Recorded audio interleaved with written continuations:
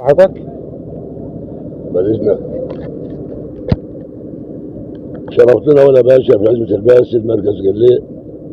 وأنا العمدة سعد جمعة أبو عوض، وأختي متزوجة ابن عم الباشمهندس السعيد، وهي السعيد من أهم الشخصيات في المركز وراجل محترم وكل واجب، وكفاية اللي بيعمله لأهل الخير وبتجاوب مع الناس كلها، وربنا يتم عليه بخير. وألف مبروك يا باشمهندس. شكرا لك يا عمدتنا وشكرا ليك، شرفتنا يا عمدتنا والله. تعرف بحضرتك؟ زكريا شاهين. تحب تقول النهارده المهندس سعيد ابو المجد؟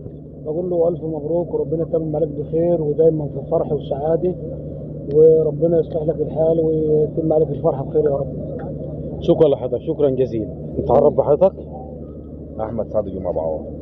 تحب تقول النهارده المهندس سعيد ابو المجد؟ الف مبروك، ربنا يتم عليه بخير. هو من الشخصيات المحترمه جدا اللي اي حد يشوفها في اي خير ما بتاخرش عنه.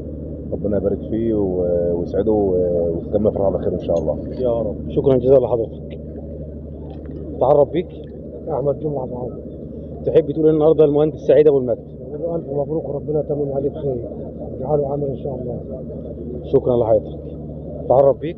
محمد عبد الفتاح ابو عوض. تحب تقول النهارده المهندس سعيد ابو المجد؟ بقول له الف مبروك وربنا يتم عليه بخير. والباشمهندس سعيد من الشخصيات الهامه جدا وهو قريبنا ومن الناس المحترمه جدا. ربنا يتم عليه بخير ويفرحنا ويفرح للجميع. عايزين كلمه للعروسين. ربنا يسعدهم جميعا وربنا يفرحهم جميعا ويسعد الجميع يا رب. وربنا يفرحهم والف مبروك وربنا يهنيهم. شكرا لحضرتك. نتعرف بيك؟ سعد مختار فريد. خلي وشك من سعد مختار فريد. تحب تقول النهارده المهندس سعيد ابو المجد؟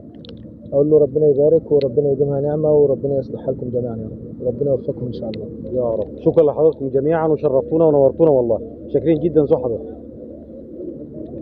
ماشي يا كابتن محمد.